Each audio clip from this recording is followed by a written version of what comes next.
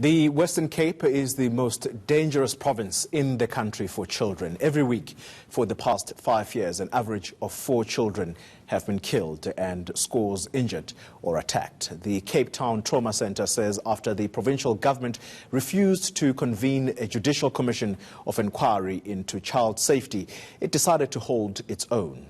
It heard stories of rape, physical abuse, abductions, as well as child trafficking. Aisha Ismail brings us this horrific story.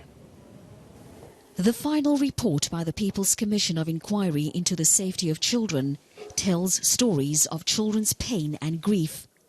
More than 1,000 children testified using art-based therapy.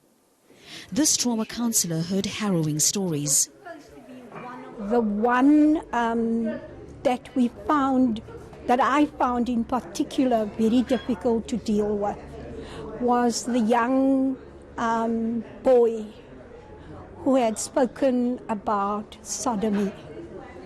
But he spoke about the sodomy happening in the home, in an overcrowded home. There was also a young girl who didn't know the father of her child because she was raped 15 times. The most vulnerable victims include young girls and boys, undocumented refugee children, and children with physical disabilities. But gang violence also loomed large.